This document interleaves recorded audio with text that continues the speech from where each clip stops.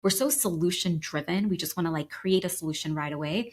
Design thinking forces you to take 10 steps back and say, forget about any solution that you're thinking. You first need to go and empathize with the people you're designing for.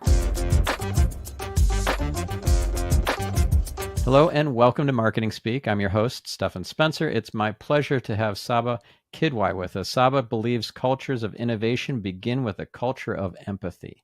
Her journey took her from being a high school teacher to an education executive at Apple. Dr. Quidwai now works with organizations to design schools that give young people the mindset and skills to thrive in workplaces and as global citizens. Sabba hosts the podcast Designing Schools and released a documentary based on her research on design thinking in K-12. Sabba, it's so great to have you on the show. Yeah, thanks for having me. I'm looking forward to the conversation. Yeah. So how do you think the world of education is going to change as AI really more and more advanced at a faster and faster clip? Where are we headed with education and schools? Let's first hope that we do see a change, right? That there's been many different instances with like the pandemic and just other things where we're like, oh my God, this is going to be the moment. This is going to be the moment. There's two things that are really unique about this particular moment when we think about education. Number one, prior to this, most technologies that came into schools, whether they were iPads, Chromebooks, apps, things like that, really had to go through a funnel. The school had to decide, IT had to decide. It was like an implementation process. This is different. ChatGPT is integrated into the tools that are already in the hands of our students and their mobile devices, right? This is a very, very, very accessible technology, at least in some aspects. The other really big change we're seeing is some of the areas of resistance that schools have met up with is kind of almost having to pitch the idea for why we need to change and why we need to evolve. The conversation with parents can be difficult, whether it's employment places, higher education, everybody was kind of doing their own thing, and you're working with a different generation who are really young, and you're trying to do things for a time that most people can't imagine. With this technology, I don't know that we've really, at least I can't think of an example where we've had another instance of a technology that has simultaneously impacted every single generation. So you'll listen to a lot of people, who are like in their 30s, 40s, or 50s saying things like, oh, I was talking to my 13-year-old daughter and she was telling me how she was using ChatGPT to do this and it's affecting my work in this way. And so everyone's kind of feeling the effects in a different context. And I think the merging of those two things is a huge opportunity to not be able to ignore the urgency with which we're going to have to pay attention to this. Where do you see things really changing the most, and where do you think that things are going to lag behind in terms of AI changing entrenched systems and ways of working? Yeah. So, I mean, one of the things that just from your intro alone, you'll see I'm kind of obsessed with is design thinking. I think one of the worst things that could happen to us is that we use a lot of these AI technologies to just substitute bad practices. We're seeing a lot of automatic lesson generators, quiz generators, and things like that, which are great for saving time and can be effective, but not if the actual type of learning experiences we're crafting aren't redesigned to be able to better suit the needs of kids. So I think that's kind of something that, it will play out. We'll see maybe a gradual evolution. I think one of the other things we're going to see is students using this probably faster than most adults. And I think that's going to cause, who knows? I think it's going to cause a bit more chaos than it is sort of like strategic planning, just because a lot of people either aren't aware of the technology, they haven't tried the technology. We're definitely seeing those numbers go up and up and up the closer school starts. Every time I talk to a group of people, I feel like more hands go up around who's at least tried these technologies. But I do think because a lot of the assignments that we give kids are things that machines do really well, we're going to see a little bit of chaos probably in that space that hopefully will prompt some really good discussions. But I imagine it'll be chaos before we get to anything exciting. Yeah, things will be interesting for sure. So let's define for our listener who's not familiar with the term design thinking. What is that? So design thinking is both a method and a mindset. It's really something that you can use to be able to solve problems that have no answers, which we have a lot of in today's world. And one of the things, there's a lot of different problem solving methods and, techniques and things like that out there. But one of the things that makes design thinking very, very unique is that it begins with empathy. So a lot of times when you think about challenges we have, even if what we're seeing right now with schools, with AI, it's oh, let me create a policy to do this. Let me try to shut this down this way. We're so solution driven. We just want to create a solution right away. Design thinking forces you to take 10 steps back and say, forget about any solution that you're thinking. You first need to go and empathize with the people you're designing for. So, for example, if we were to take this instance that we're in right now, like the number one thing I recommend to leaders or teachers or people that are, having these conversations about AI is before you even create a policy, before you even decide what you're going to do, talk to people. How are people thinking? How are they feeling? What are they doing? What have they tried? And what do they want to try? And what's holding them back? And when we begin from a place of empathy and we start to kind of unpack, like, oh, okay, maybe people aren't as afraid of this technology as we think they are. Maybe schools don't really want to ban this as much as the media says. Maybe people are excited, but they don't know how to move forward. But once we identify where we're currently at, then design thinking walks you through different steps and stages to help you come up with that solution. So then the next step is like, once you've kind of talked to people, you really get to narrow in on like, oh my God, like that's really where we need to focus. Let's define that out. Let's create a mini solution. Let's test it. Let's iterate. And the cycle continues and continues and continues. And what happens for people in that, yes, you have a method, but you're also building a mindset. It's giving you creative confidence, empathy, which is one like you hear like people talk about as a needed skill everywhere. It's helping you make and iterate, like learn from failure. Like your first try isn't your last try, but by talking to people and by working collectively together, we're changing the ways in which we're working and really humanizing the process, and navigating change together. Yeah. Do you think that ChatGPT can be trained or prompted to exhibit empathy?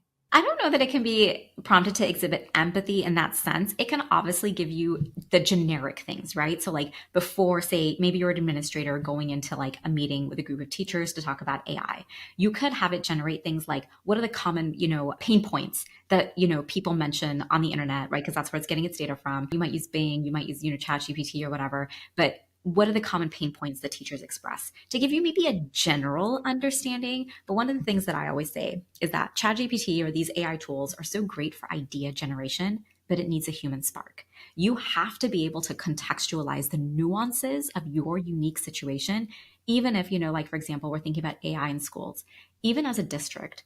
Every single school within that district, every single classroom within that district, every single kid within that classroom is different. And so only a human can identify those nuances. And what these technologies have the potential to allow us to do is spend more time focusing on those nuances, because right now I don't really think we do, whether it's schools or workplaces. Like we don't really pay attention to like people on that depth, like that deep of an individual level, but only you can do that. And then you can feed that information to get outcomes that you want. So AI in schools, what are some best practices and some things gone completely off the rails that you want to share as kind of warnings for whoever's listening and they've got maybe children that they're going to send to school, or somebody who's trying to train their team on AI and they want to apply these lessons learned and best practices so that their team or colleagues or whatever are not just learning AI passively, but they're applying it and growing because of it. All right. Okay. So I would say number one, this has been probably my like most interesting takeaway. There's a book called Atomic Habits. And in the book Atomic Habits, he talks about this idea of like, who do you want to be? Right. And like moving away from outcomes to identity. So it's really interesting. I've been starting a lot of my sessions with this. So this is the number one best practice. You've got to ease people's anxiety. There's a lot of people coming in at all different levels and all different types of knowledge and information, that being able to level set the room, reduce anxiety and fear, and really ground people in human qualities is really important. And this is a really easy way to do that. So you start by asking the room, when thinking about your role, who do you want to be? And another way to think about that question is, how do you want people to describe you? And you'd be so surprised. I get the same word every single time I do this. I do like a word cloud with Slido. And every single time in the middle of the word cloud is the word inspirational. Or people will give me a variation of that. Like I loved it. One time somebody said, I want to be that guy. These are, and you listen. It's really important to allow everyone to share that word, or for you to put the words up so everyone can see, because all of a sudden, all that echoes throughout a room where we're going to talk about AI are all the qualities that make us uniquely human. So that's like number one. Number two, I think it's really important before, and we do this so often, this goes back to that design thinking, before you tell people what to do, talk to people. whether it's administrators or leaders to their teams, whether it's teachers to students. I think right now, one of the most important things to do is talk to people about, again, what they're thinking, what they're feeling about what they're seeing, and also what are you doing. It really, really, really helps mitigate a lot of assumptions that we make. For example, one of the biggest assumptions right now is every kid's cheating and every kid's going to use it to cheat. That's a very negative mindset to walk in with if you're going to work with a group of people by going in and already giving them this negative identity. And sure, they may be, but we have to unpack those layers and begin asking why. And so I think being able to talk about it in that way is really important. And it also connects back to the first lesson I shared around identity. We were doing this workshop the other day where we said it's a very negative identity to be called a cheater, right? Nobody wants to be called a cheater. And so if you begin the conversation, not with rules and policies, because I see so many people create these like syllabuses right now where it's like, you will not use ChatGPT in these instances. And I'm just like, if you were to think about yourself in that scenario, like there's nothing that's going to prevent me from doing something, especially if I don't see value in the work that I'm doing and a machine can do it 10 times faster than me.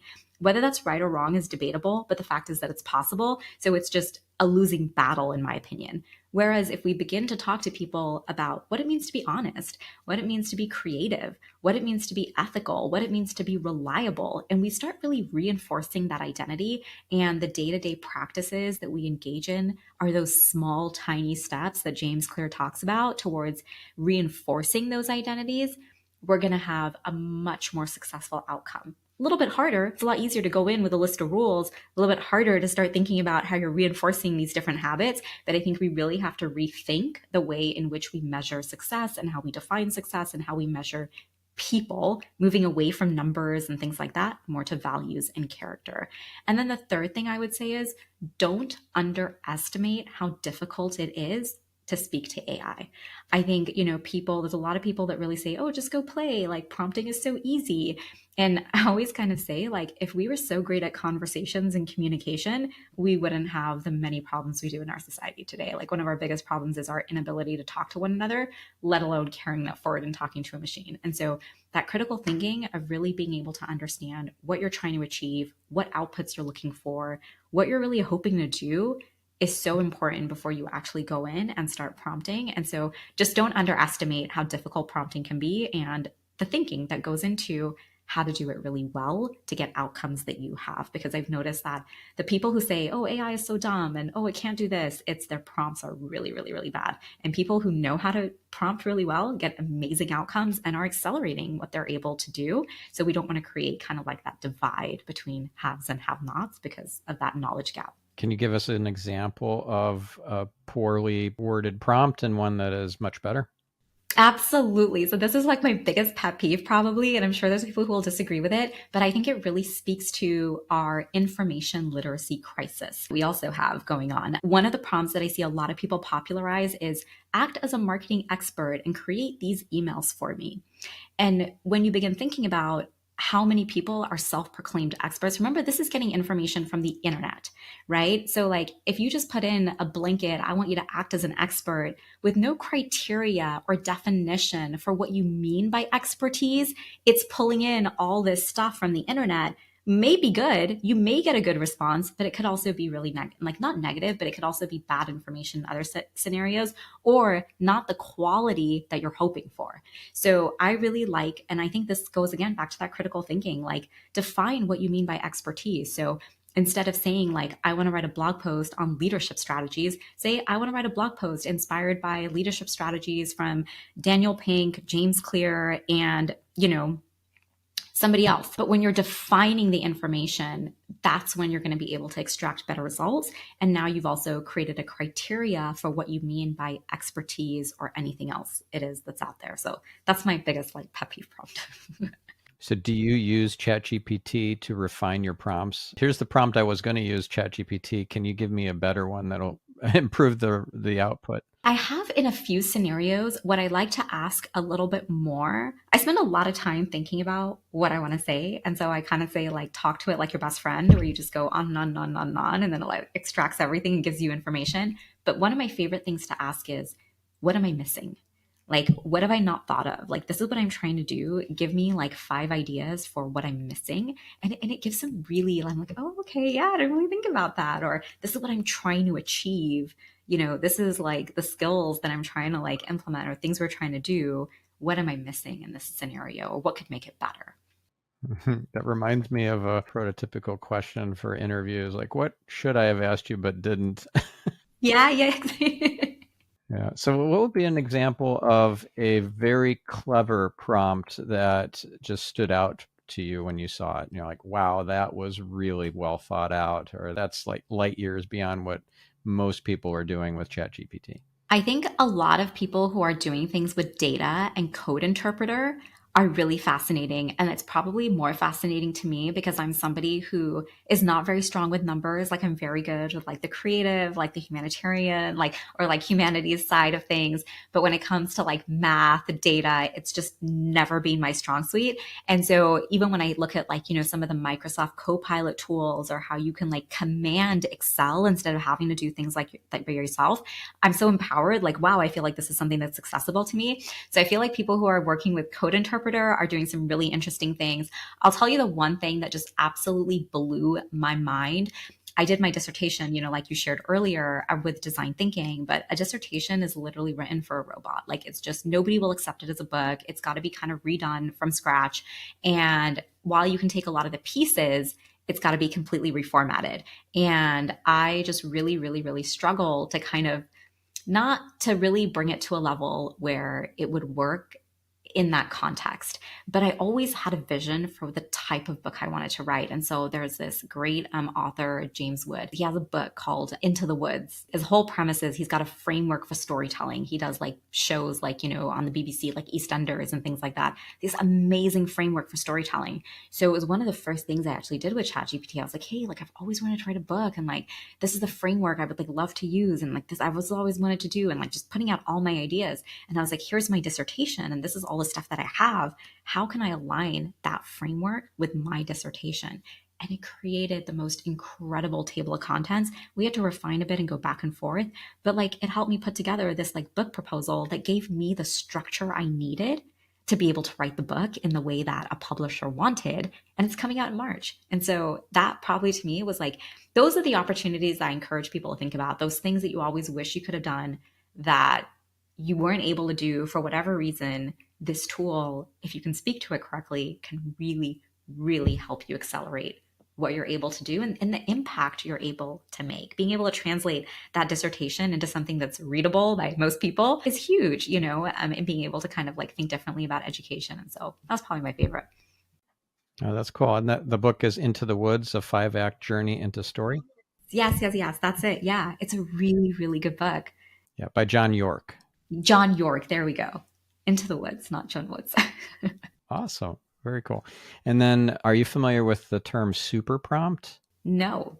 Okay, so I learned this from an interview. This is a great interview. I've mentioned it before on this podcast, but Jordan Peterson interviewed AI expert Brian Romley, and that's where I first heard the term super prompt.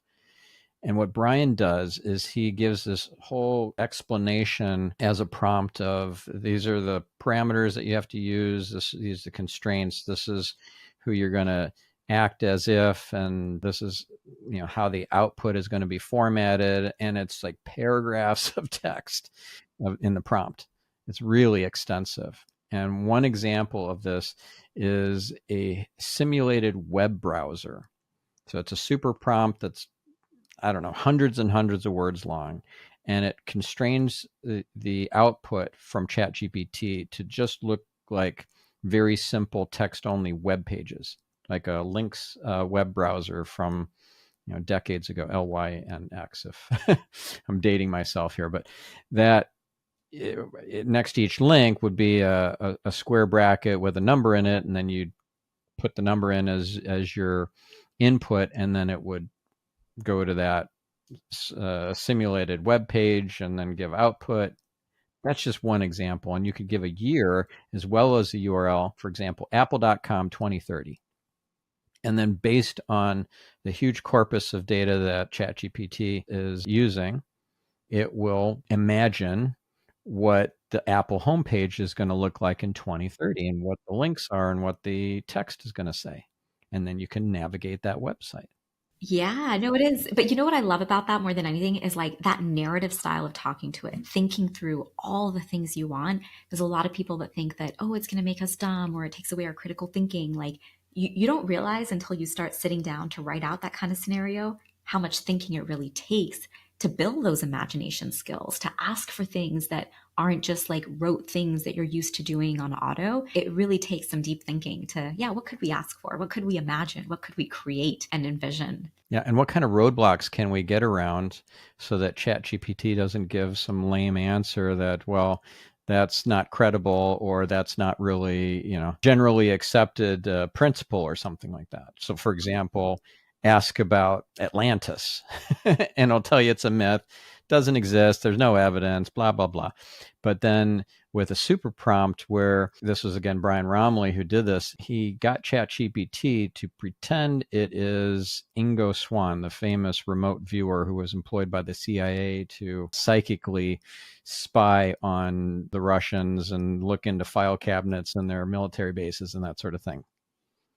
So as Ingo Swann, with this huge super prompt with many hundreds of words, now ask about Atlantis and you get a completely different answer. It's so cool. Absolutely. Oh, that's fantastic. It's one of the reasons why I think schools are going to have such a struggle because, because it can adapt itself so easily and so quickly just by a small tweak, any of these type of like AI detectors or any like, turnitin.com, like, goodbye. But, these things are just not going to be, they just don't have that efficacy to be able to implement. And, if you do, you're probably going to be looking at a lawsuit from somebody at some point.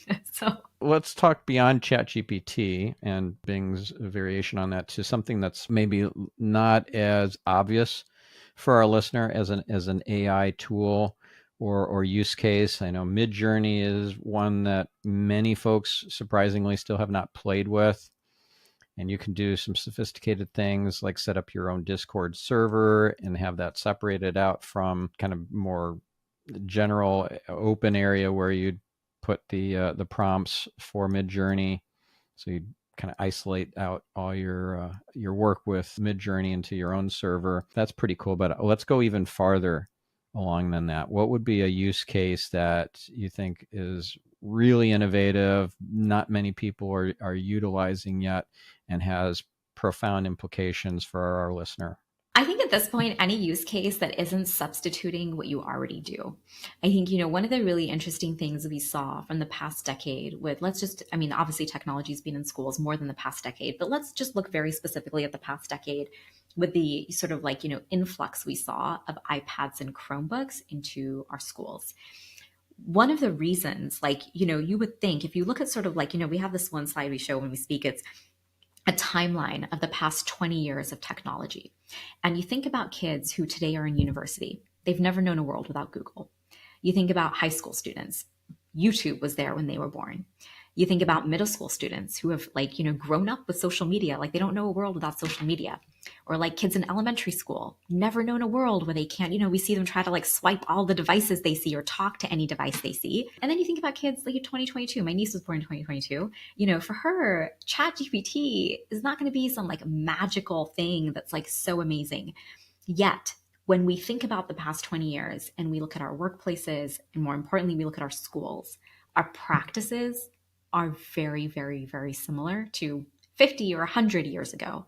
And so right now, one of the best things you can do is the technology is only as powerful as the system that it's operating in and the environment that it's operating in. If you're operating an environment where you're doing direct instruction and you're just quizzing your students with multiple choice and they don't have any personalized learning experiences and they're not getting an opportunity to showcase their work and their skills, the technology can be so incredibly powerful, but in that scenario, it's going to be used at its lowest level. And so one of the things that I really encourage people to think about right now is more than become so, yes, be excited by the technology, but be more excited by what's possible for you and what new types of things you're going to create and do to leverage that technology. Because it's also when it becomes more meaningful. People love seeing, even with iPads, like you would show people like, oh my God, this is how you can make a movie, and this is how you can do this, and this is how you can do that. And they'd be like, oh my God, that's amazing. I love it.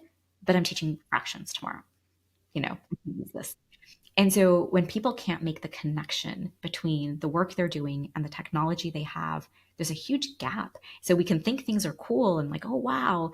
But if they're not transforming our practice and our systems, we don't get to leverage them to create the types of environments that we want. And I think it's one of the biggest reasons we struggle with remote work. We have not built the collaboration skills amongst people. We don't have the technological proficiency to work in new ways. So it's not as conducive to being able to take old ways of working, traditional ways of working, being at home, keeping technology, using technology to keep that practice afloat. Whereas if we start, the people who rethought the ways in which they were working, remote work has been incredible for them. Now, granted, it varies from industry to industry, but for the most part, when we change our practice, technology becomes an accelerator of what we're able to do instead of becoming a burden in many cases. Okay, so let's apply this idea of teaching fractions in a way that is personalizing the learning, and we're able to scale that up. So we, up until this point, a teacher couldn't scale something like this to more than maybe 20 students. Even that might be a stretch. Imagine thousands of students. Imagine it's like every kid signed up on Khan Academy or something, and you want to teach fractions in a personalized way that's really meaningful for that individual. So how do you do that with AI? Yeah, absolutely. I think, as somebody who's doing a really good job with that right now, I think is Microsoft. They have these tools that they call learning accelerators, and they're phenomenal. Like when you look at the learning accelerators they've created, it's almost like they have cloned a teacher X number of times by how many students they have. So it can like really target how each person is performing, how each person is doing in reading, in literacy, and speaking. And I think they have a few others, but those are like the top three that are just like, oh my God, like the idea that I could be practicing a presentation and that, this AI is like personalizing and giving me feedback on how I'm speaking, how I can improve, what I can do better, whether it's reading, whether it's math. I mean, this is really, really, really transformative, just something we weren't able to really get to the level of depth of before. And then I think after that, it's really allowing people to have kids to have more flexibility in how they demonstrate that learning. And I think, usually with technology, elementary school students used to benefit more. Like that's where we would do things more. They had more flexibility. But I think now we're going to start to see people at the high school level be more interested because of the essay challenge and things like that. But again, it's not to say that the essay isn't relevant. Like a lot of times we have this like either or, it can only be this or that. It's really yes and. Like, yes, the essay is important. Yes, that writing is important, but it can't be the be all and end all of what we do. What are the other ways that kids can demonstrate things so that there's, I'm a really big advocate for high school students building LinkedIn networks, like profiles, showcasing their work, talking about their skills, talking about the projects that they're doing, and building connections with people instead of, resumes and things like that that don't really talk a lot about who you are and what you can do. We are so much more than an 8.5 by 11 piece of paper. And so when we open up these opportunities, you'd be so surprised how many kids are already ready for this. They just need to be given the time and space. So, but in terms of that personalization, I do recommend a lot to people who are, using this to design lessons and things like that. Get a framework. Don't just go in and say, like, I have this example where I show, sorry, fractions came in my head, where we say, create a lesson plan for fifth grade about fractions versus all the context, like that narrative style you were talking about earlier, like these are my students, this is what's going on. Those are the nuances that only you as a human can know about that a computer cannot. This is what my students are struggling with. They're not motivated in math. How do I increase their motivation? They're really interested in these top 5 topics. Create something around that using like a backwards design framework, which is a lesson planning framework. Output night and day compared to the first one. So this just pops in my mind as an example. So let's say that there's some sort of championship sports thing going on in that city, and it's just the whole city is crazy about the sports team. I could imagine you could prompt ChatGPT to put together a lesson plan and some storytelling and ideation around teaching fractions in the context of this particular championship and this particular team? I think, you know what I think about it? I have a name for it. I call it the human spark. So, spark is a prompting method that we teach, but it's really before the prompt. And that's exactly what you just did there, is exactly what starts to happen in a real life scenario.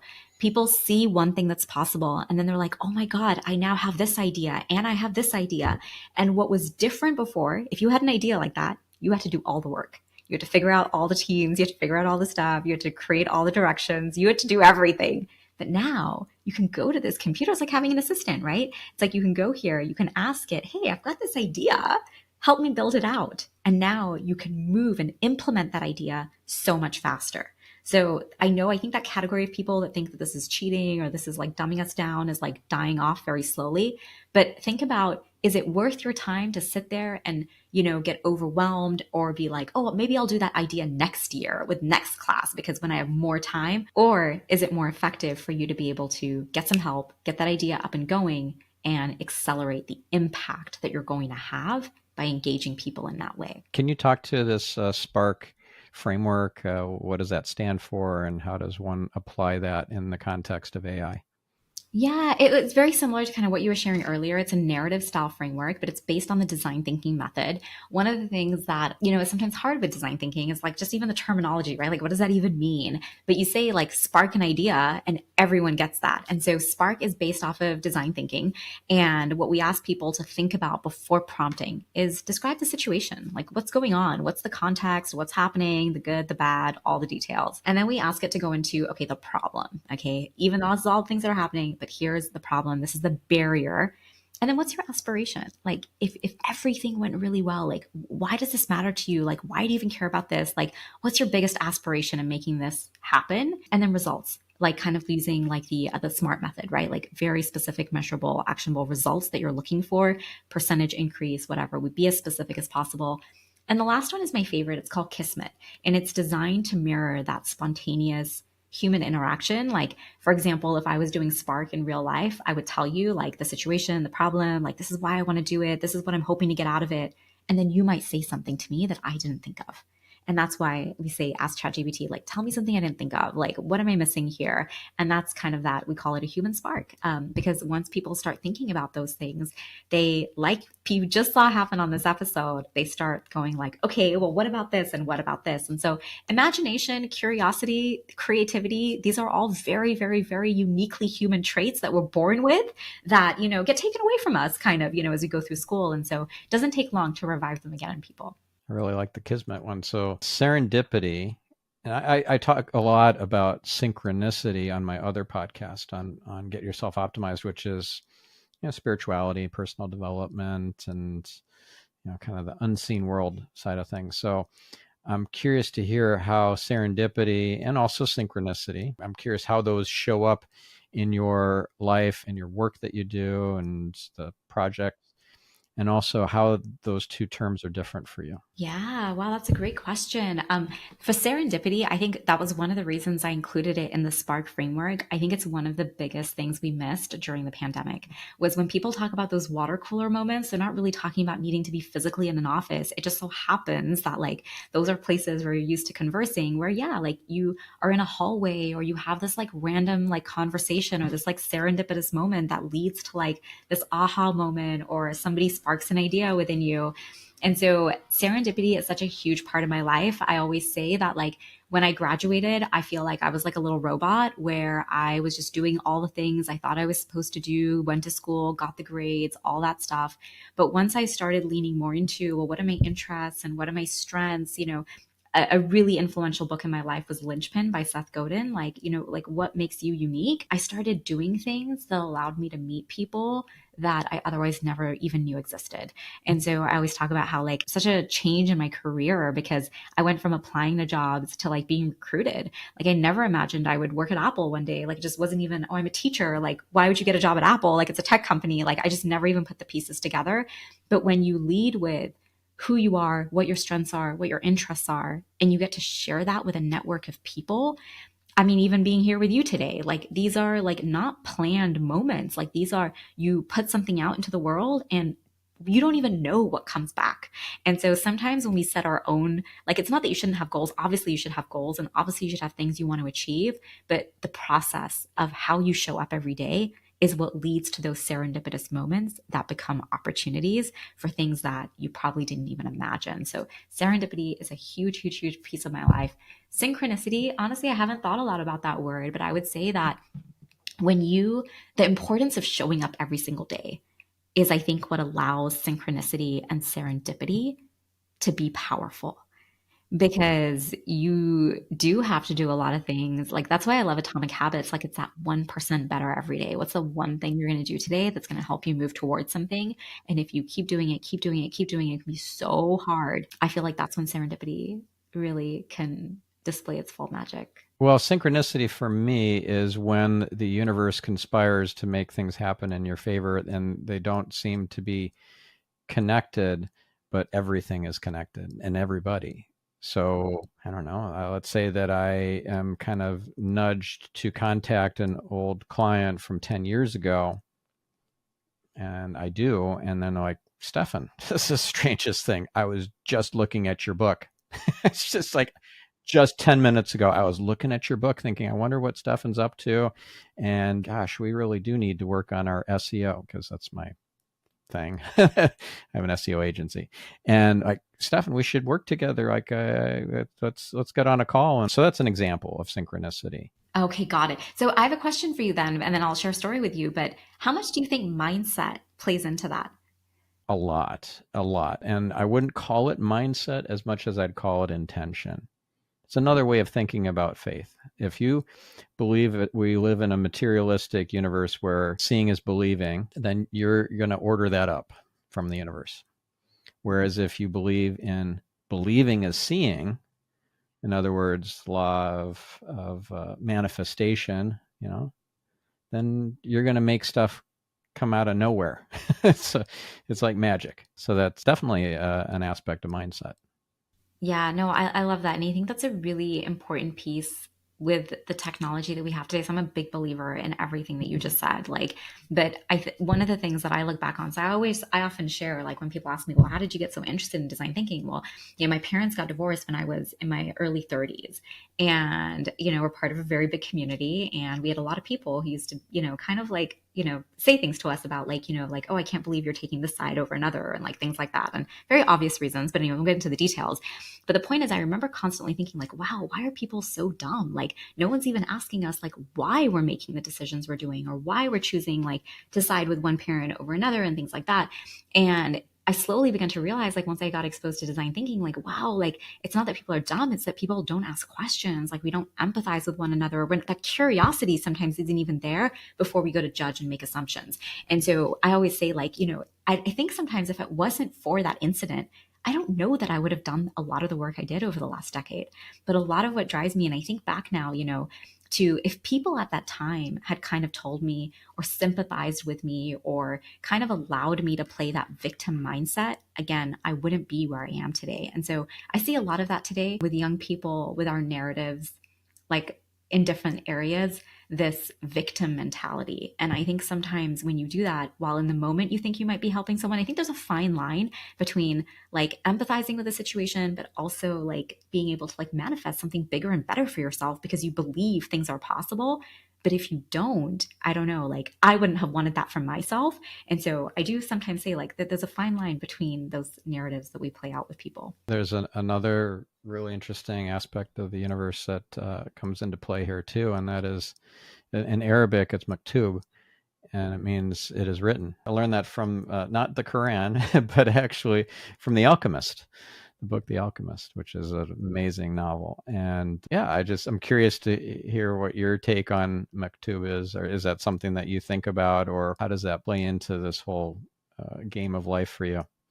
Yeah, I mean, I'm definitely a very faith driven person. And so I think, regardless of what that faith looks like for you, I think being able to ground yourself in something like that, like whatever faith is to you, is such a game changer in overcoming obstacles, because you stop yourself, like whatever's written is written for me, I'll give you a really tangible example. I had somebody like lift a piece of my work the other day, and I was like, oh my God, like you're doing that. And it's in front of another like person who is a potential client of mine. And like, people might think like, oh, did it come from that person or that person? And, very quickly, even though in the moment I was like, oh my God, I can't believe this happened.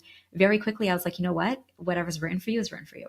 And I'm not saying that you just like, let bygones be bygones. Like there's ways to deal with something and address something, but not letting those moments overpower you and be these barriers to your bigger and larger goals that you're trying to get to, or the bigger impact or the bigger outcome it is that you're trying to reach, and who you want to be. And so I think there's a lot of moments where things can be overwhelming, where things like are anxiety driving, or, they're just overwhelming for you. Faith and having that grounding and that belief, I think it takes a lot of reflection as well. You have to remember all the times when it did work out that way to be able to remember that it will happen, because every time something like that happens and you're in this like crazy situation, it's easy to kind of be like, oh my God, what's going to happen? But if you remember your previous stories and you can ground yourself and reframe your thinking, I think over time you get so much better and stronger at that. Yeah, so it's hard to remember while this is happening, like, what? Somebody's just ripping me off without giving me credit.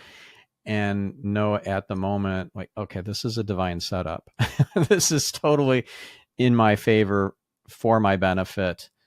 I just need to relax and trust that it is, and then let things unfold, and then things will unfold in a magical way. But if you are in fear and anger and all these negative emotions, and you're gonna go down a bad rabbit hole. Absolutely. Absolutely. Yeah. Whatever happened to that situation, by the way? It resolved really well. It resolved itself really, really well. But it is one of the realities of just the world we live in, right? You can't put more and more out there and do more and more without having bigger barriers or bigger obstacles. So it's not even like, oh, like you reach a certain level and now it all goes away. Like, no, like it's all just training for the next level, next level, next level. So that's why I think remembering is so important, and that reflection is important. What was the best thing you learned from, let's say, Atomic Habits? And what was the best thing you learned from your time at Apple? Ooh, okay. Well, the best thing I learned from Atomic Habits was that question. I think that question, it's so simple, but it's so beautiful. I can't even tell you like the feeling in the room when people hear the things, or they just write those things about each other, and the things that makes them think and the things they share are just, it's the most powerful human experience you can have. Like it's like these, So the question, who do you want to be? Who do you want to be? Yeah. Who do you want to be? How do you want other people to describe you? And the fact that so many of us say the same exact words, that's really telling to me about what we want, but what barriers stand in our way. And then my time at Apple, I would say one of the biggest things that I learned was the importance of identity. And it's actually, I think maybe that's why I'm so drawn to Atomic Habits, but it's really easy in other places or sometimes in corporations like that to get so comfortable. Apple made me so comfortable, like to just a completely different degree, financially, like socially, like, I mean, in so many areas, they make you so comfortable. But I always kind of had this like thing I wanted to do. And sometimes you do have to weigh out the pros and cons of like, okay, well, this is what you can do. This is what's allowed. This is what's not allowed. If you want to do this work, you've got to pursue that path and whatnot. So the biggest lesson I had at Apple was the importance of knowing what drives you intrinsically in being authentic to yourself. And I learned that the hard way in some ways, you could say. But I'm so, so glad. Like I look back now and I can't even imagine not being able to participate the way I am now in education versus when I was there. They were just different methods and different strategies. Apple's very proprietary, very closed in many ways. And like you can't be as, you can't have that personal brand that you want in that way. And you can't just talk about what you want and do what you want and things like that if it's aligned to the work that you're doing there. And so it was very isolating, to be honest. And like I went from being a really big part of an online community, sharing ideas that also actually attributed to my own knowledge and my own learning. And so in some ways, I think just really knowing who you are and being able to identify scenarios and map pathways. It's really easy to be like, oh, well, I'm really passionate about this. But if you don't have a sustainable path that's going to allow you to fulfill those things. It's hard. Like, you, at the end of the day, have certain, requirements, expenses, all these kinds of things. You can't just go off and do whatever. But being able to know what that is and then navigate and create a path for yourself is probably the biggest thing I've learned, and that I think about often. Like, why did you make the decision you did to leave? Like, there's times I would be lying if I said I didn't have time. I'm like, oh my God, I wish I was still there collecting like the stock and collecting this and collecting that. But you have to have that grounding of who you are, who you want to be, what intrinsically gives you joy, meaning, and purpose. Sounds so like superficial, like we hear it all the time, but it's a game changer when you can really identify it, but also map a path to how you're going to make that happen for yourself and how it's going to show up. And it doesn't just have to show up in work. It can show up in so many other ways as well. But that was a really big thing I learned. And I think also just even like the importance of cross collaboration, to work with some really amazing people from like different teams. But one of the skills that I strengthened over there a lot was pitching an idea. It's not a place where you just get to go in and be like, okay, so we're going to do this now. No, there's like 10 layers of approval, like more. But being able to articulate why something matters over and over and over again to different people makes you really, really good at pitching an idea. That's awesome. And one thing that occurs to me, that just to tie a couple of concepts here together, that your time at Apple came to a close because Maktub. Yeah, I love that. Let's say that we wanted to inspire children who are in school to learn AI in a way that's going to make them more interesting to employers. And say the first idea that comes to mind is, oh, we'll teach them prompt engineering. We'll teach them how to be prompt engineers because that's a thing now. It's like, I don't think it's going to be a thing for long. I think it's going to be table stakes, that everybody needs to be able to know how to search Google. They need to know how to formulate a good prompt for ChatGPT. It's like learning how to type. But right now, in this moment, prompt engineering is a thing, and you can get a job as a prompt engineer and make hundreds of thousands of dollars. So I don't think it makes sense to teach a class on prompt engineering. I think it makes more sense to give a more overarching education or class around things like marketing or entrepreneurship. And I've seen terrible application of this. When I was in school, I did junior achievement, and it was a complete and utter waste of time. It was an absolute joke. It's not at all applicable to the real world. I would love to see real world applicable structures of marketing, entrepreneurship being taught in schools. So I'm curious to hear what your ideas are around AI and marketing and all that applied to the school. Yeah. So I always love giving people really tangible examples that you can go home, you can look up, look at, and be like, how do we do something like this? Or how do we get inspired by this? Or who do we talk to actually implement something like that? So you mentioned the documentary earlier, which ironically came out before, the sort of like, big ChatGPT moment. So in September of 2022, we released a documentary on a public school in San Diego, California called Design 39. So what always fascinated me as a teacher about Design 39, I saw them over a decade ago, was that their teachers didn't work in silos. They all were working together in grade level teams.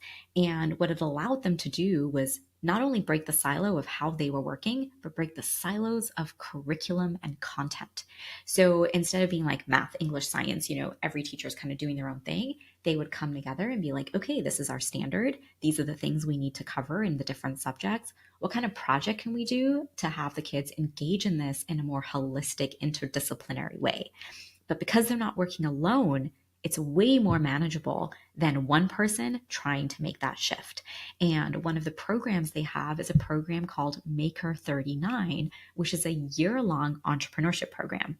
And if I was to just tell you some of the things the kids do, you would think that they were much, much older. But this starts in like second grade.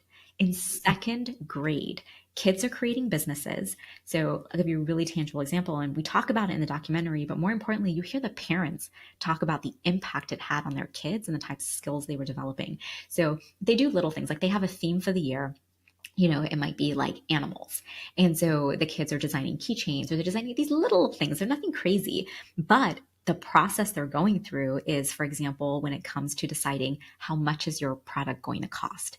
Instead of just doing a lesson on fractions or decimals, they're looking at budgeting and then looking at how decimals and fractions and teaching that math through the lens of budgeting. When they're teaching writing, they're doing mission statements and looking at like mentor texts and saying like, okay, well, like what kind of writing is this? How would we write this statement? What would we take from here? What do we like?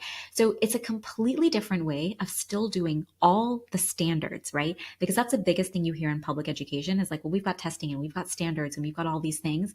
But again, when you change the ways in which we're working and they use design thinking, that's their methodology, you're able to do things despite the barriers that often stand in your way. And so Maker 39, you can go, you can look it up online. I believe they have resources to be able to replicate it in your schools as well. But it's an incredible year-long entrepreneurship program. And I have the privilege of being a judge for it. Like the kids at the end, like, they come, they pitch their ideas, they get a certain amount of money to go and, move forward. They hold a fair at the end as well where the kids get to sell their products. But one of the things that I thought was so fascinating was they'll come up to you during their pitch and they'll be like, do you know we have this problem and we have an easy solution? Like for them, every single problem has this easy solution. And so watching them, and I would say even more specifically, watching my nephew who's 4 that I've got to see grow up so up close is so often we talk about what we need to teach kids. One of the biggest things I've realized in the age of AI, it's more than teaching kids, it's how do we preserve what they have. My nephew has a crazy imagination that would allow him to be one of the best prompt engineers. And that's something I don't see in a lot of adults. Like it takes us a long time to really imagine things the way a 3-year-old, 4-year-old, 5-year-old might imagine something or respond to something in a certain scenario. And so Maker 39, amazing program, Design 39. They do tours, you can call them. They're a fantastic resource, but it's one of my favorite programs because from such a young age, you have a mindset that you can solve anything. And with that, like you're unstoppable.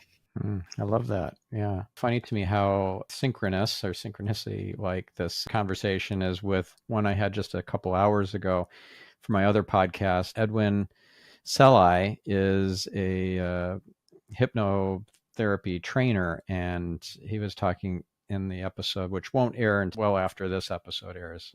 So don't go check that out yet. It'll air in January and get yourself optimized. But the gist of it is that using fantasy, you can reduce the size of a brain tumor. You can take away PTSD or some sort of extreme phobia. So all medical disclaimers apply, et cetera. But the ideas behind this are really centered around fantasy as a way to enable the brain, which is your biggest pharmacy, to do its magic, and for the kind of the unseen world to be called into action. I just think it's incredible. And so having this mindset that opens you up to possibilities, having access to fantasy, whether you're 4 years old or you're 40, is so critical. And that's what's going to make you a millionaire or decamillionaire or billionaire, whatever. It's not the prompt engineering. Absolutely. Absolutely. It's a human, it's the human piece. Yeah. It's that spark. Yeah. I didn't want to say it. You telepathically transmitted that to me. Awesome. And so I'm curious to hear where intuition comes into play here, because we've been kind of talking around that concept a bit, but I'll only define for you what intuition means for me. And then I'm curious to hear what your thoughts are. So intuition, in my understanding, is it's whisperings into your consciousness from the unseen world. It's not just your subconscious or what, that undigested bit of food from dinner is. It's not random synapses firing. It is a still small voice. It is the whispers of your unseen support team. So given that definition that I just laid out, how does intuition come into play here with all the stuff we've talked about in terms of inspiring kids and inspiring colleagues and direct reports and your boss and whoever, and prompting AI bots and all that? Wow, that's a really, really great question. I want to make sure I'm articulate and not going off on tangents, but I think when I think back to how so many people respond to the atomic habits question of who they want to be, and that word inspirational is there, I think so many times we don't listen to our own selves and what we want to create and what we want to do, because so often we think that it should be another way. And I think one of the hardest things in a world like right now, where so much is possible, and you also believe it's feasible, like a lot of these things I say is like that's why I lean into really tangible examples, because I don't want people to think that this is just some hypothetical, we can be inspirational and we can create, new ways of schools. Like, no, people are doing this. You can go and look at it and ask questions and get ideas and inspiration of your own, and then the methods and the steps to be able to replicate things in a way that's meaningful to you. And so, I have a course that I created called the AI Bootcamp. And it's not a course on ChatGPT. Like, yes, obviously we talk about ChatGPT. Yes, we use it. Yes, we talk about it. Yes, I teach it to you, but it's so much more. It's about design thinking. But AI has kind of like created this interest in design thinking that honestly was more of a luxury before, like people who liked it, like, oh, this is cool. But now it's like a necessity for people. And some people saw it and are like, you're giving too much. Like, it's too hard. Like, you need to make it more basic. Like, this is 3 courses in one. I truly, truly, truly believe that if you scaffold and you are there to guide people through an experience, they will rise to the occasion. Like, I have this deep belief that what you expect of people and how you help them see the potential within themselves allows people to do things even they didn't think was possible. And I think that, like, I saw it for years as a teacher. Like, I saw it for years. I see it within kids all the time, or just people in general. And I think anyone who coaches sees this. And it's fascinating to me when we got our testimonials, how many people literally said the things that we wished the course would do for people. And I think back to how easy it is for people who are designing things. And I say this especially because right now we have a huge opportunity to do things we haven't done before. And there's going to be so many people who tell you to dumb it down, who tell you, no, that's too much. Like, oh no, you're trying to do too much. You're trying to think too much.